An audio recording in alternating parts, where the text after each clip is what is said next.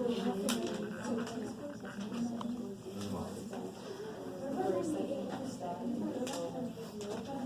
right, guys, I'm almost certain that you're not done with number 3, but let me catch up with you on the first few.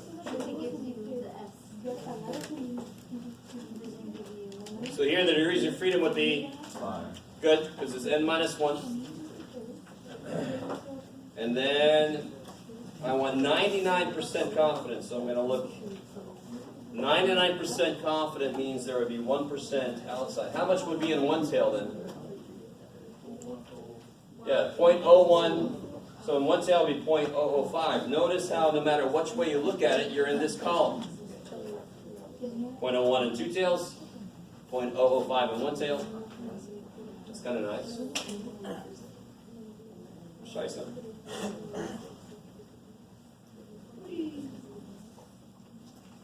Alright, so now if I look at degrees of freedom 5, 99%, 4.032. So most of the people I looked at got that. This one, degrees of freedom would be 100. 90% confidence, so that means there's going to be 0.10 in two tails. So 0.10, where'd you go? There it is. And I want degrees of freedom to be 100. So I get this, 1.660.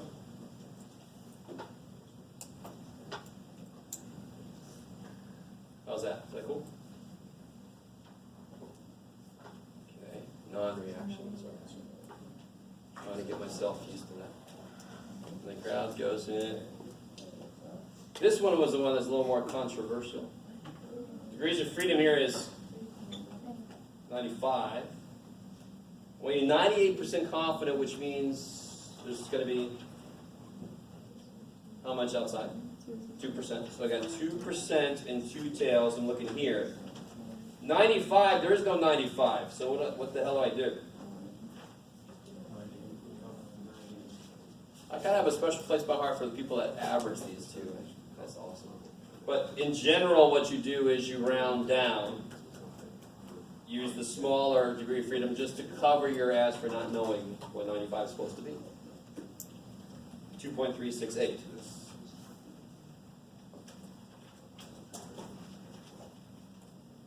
Again, if the degrees of freedom was 99 and you use the 1 for 100, I'm not going to argue with that. But the further down it gets, the more you should be more conservative and round down. Okay. Now these guys, this is where I really like this problem because you have to be able to do this for yourself, and for some reason it gets really, really convoluted. T was invented for situations where I only know S. Z can be used in situations where I know sigma. They both need a normal distribution, right? So wherever I see as S, it could only possibly be a t-score I could use if it's normal. Wherever I see a sigma, I could use a z-score if it's normal. Period. So how do you tell when to use a z or a t? Well, it's normal. If that's a check, then which standard deviation do you know? That tells you which one to use. Can you write that down as a note on your formula sheet? No, but here's a freaking note in the formula. Z goes with sigma, t goes with s. Can't beat that shit. So in the first one, I know sigma isn't normal. N isn't big enough, but who cares? It just says it's normal. And so N could be anything then. So I use a z-score. I want 90% confidence, so which z-score is that?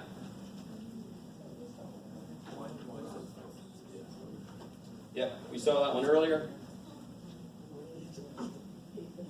Now watch, just to really show you. I can find this on the t-score chart. Why can I find this z-score on the t-score chart? Because the bottom row are freaking z-scores, right? So if I want 90% confidence, that's 10%. You guys with me? Yeah. 90% is 10% outside. Go all the way down. There's the z-score. So if I go all the way down and get a z-score, if I stop, I get a t-score. It's crazy. And it's so beautifully set up for giving me so many more z-scores. Okay. Okay. What about this guy? Is it normal? Try again. It didn't say it's normal, but n is greater than 30. Check. I know S, so what kind of score do I need to use? T-score. What's the degrees of freedom?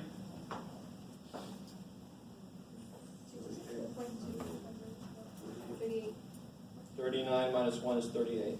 Right? Degrees of freedom is n minus 1. So I know degrees of freedom is 38. Somebody else was ahead of me. 0.02, I want 0.02, right, for 90%, 0.02. Degrees of freedom is 38, so go down, stop at 38, and I get 2.429.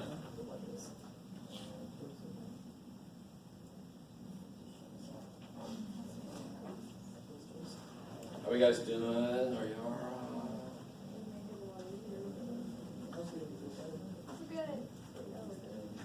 Spokesperson has spoken. What about good old number C? What about part C? So it doesn't say it's normal, so the n better be bigger than 30, and it ain't. Wah, wah. Can't do it. In stats 2, you can figure something out. So We don't offer stats. Say again? What would you put for C? Not doable. Can't be done. Doable? Not doable by a stats 1 student. Okay. It looks like stab 1, but oh well. It's a movie within a movie, so scream. Pretty cool part C, you can't do anything. If it's not normal, you can't do anything. For some reason, I get people that say, if it's not normal, I got to use a T-score. There's nothing that ever said that. Yes? In 2A, N is lower than 30. But it says the population is normal. I want you guys to remember the very first time we ever started doing Z-scores and looking up areas and finding probabilities, every situation was we pick one person, we pick one car, we pick one shoe, we pick one. It was always a sample size of 1. Why didn't it have to be 30? Because it said it was normal. That's what let me do it. So if it says it's normal, sample size could be whatever the hell it wants to be. If it doesn't say it's normal, or if it says it ain't normal, it's freaking abnormal, n better be bigger than 30 to save its ass. So what about part D? It's doubly good, right? Population normal and n's big enough just in case. So which kind of score am I going to use? T-score. Degrees of freedom is 60. 99% confidence, so which column am I going to look in? Yeah, the first one. 60 degrees of freedom. 2.660, I like.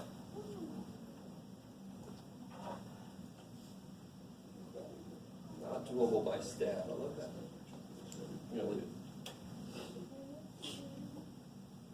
All right, I don't know if you guys have tried number 3 yet, but I want you to realize, now that we know about T-scores, you can get problems where they give you data and you calculate your own. Because now, even if I don't know sigma, I can still do it, as long as it's normal. So, 7 grades, is that good by itself? No, but it says it's normal. So you guys can do it. So see if you can get the X bar and S for these, for part A, if you haven't done that yet. X bar, S. I know the calculator gives you both S and sigma, but it's because the calculator ain't human. We are. We have to know more. It says, whichever one you get, you gotta use human. And we're like, all right. It's a sample, so I want to use S. All right. I gotta use S. Has everybody done this one yet? A few of you guys are still coming. Okay. Let's see. Put that shut.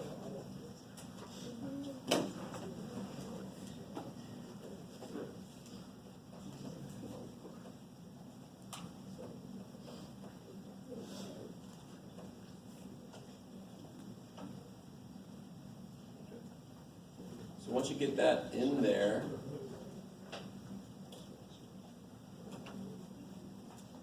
made it worse.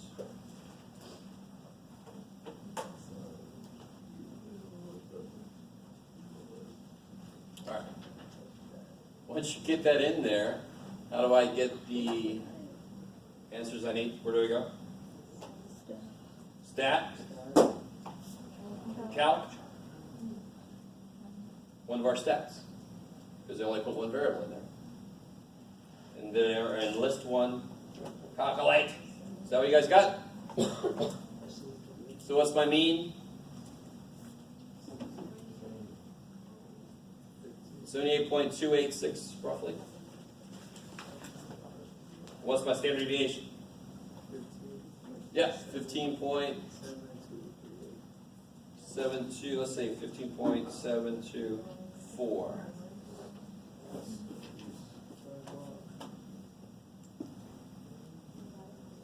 And now it's just plug and chug.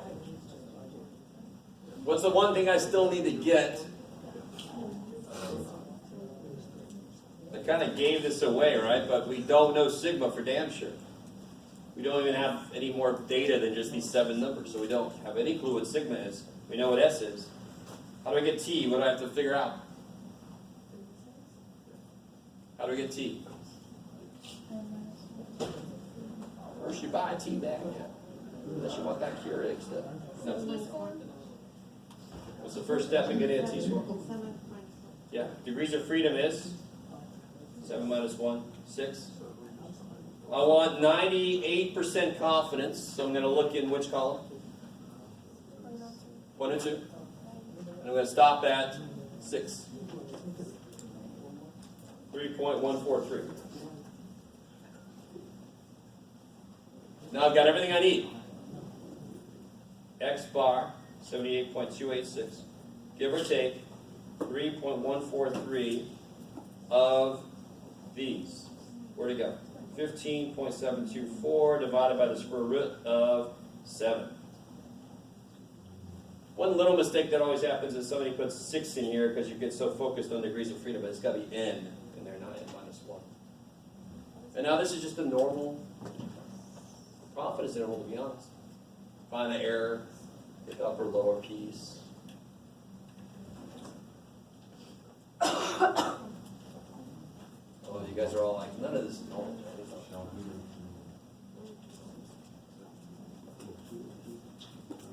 Can you zoom out?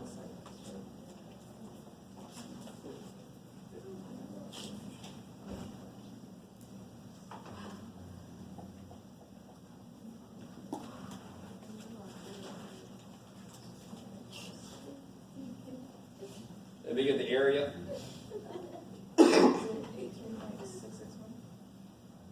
Well, I got 18 point, let me see if I put all this right. 143, 15.724.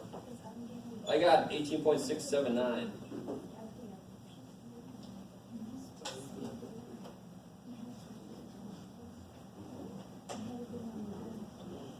Like that. Is that cool? And then, so now I just got to take 78.286, subtract that. Now let me show you a little, so I don't know if I've shown you this yet. This is nothing major, but I think I showed you this. Store it in X, and then you can do 78.286 minus X, 78.286 plus X, bam.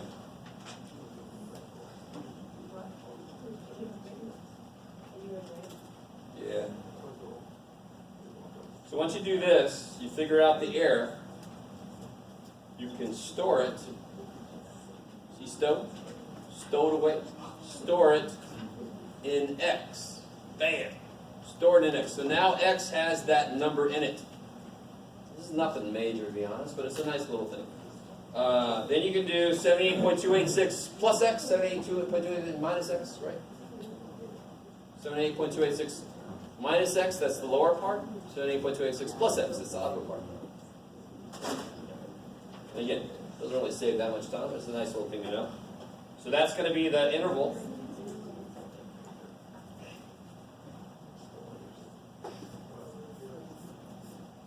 So what's the little sentence I could write now? We are 98% confident A nap would be great right now. We are 90% confident that the interval, who do I? 59.61 to 96.97 contains the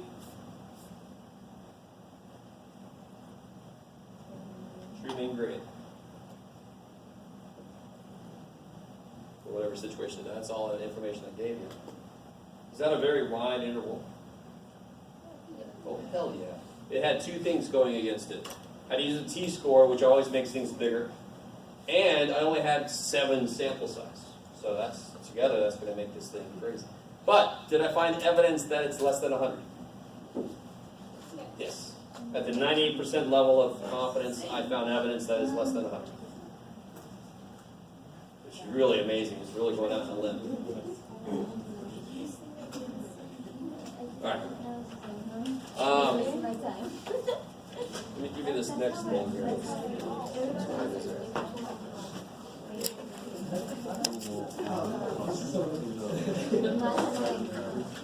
All right. One last thing for today. There's one side of this that's got like A, B, C, D, E stuff. Don't worry about that. It says chapter 9 on it, so we're not in chapter 9 yet. It's the other side, the one about confidence interval practice.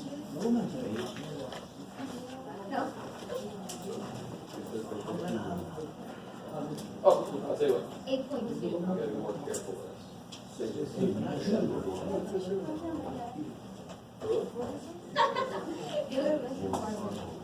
Farmer?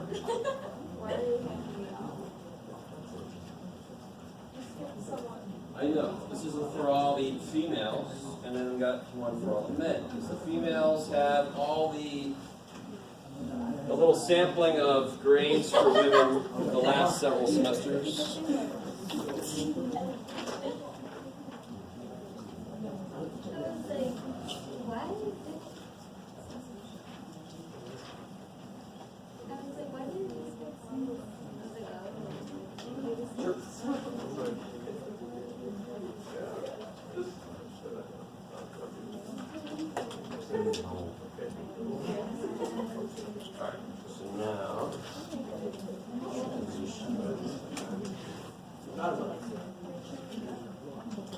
So, I would love it if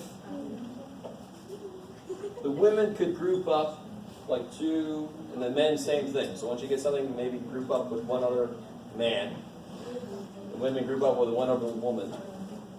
I will hold that touch. There you go. So all the men have the men's grades for the last couple semesters. All the women have the women's grades for the last couple semesters.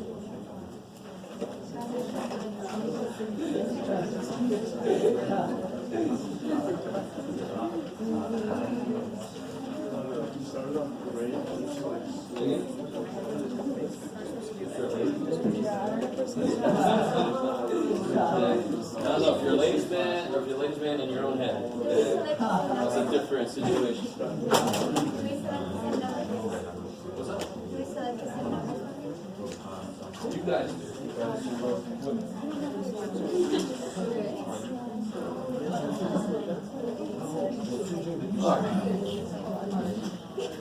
So guys, let me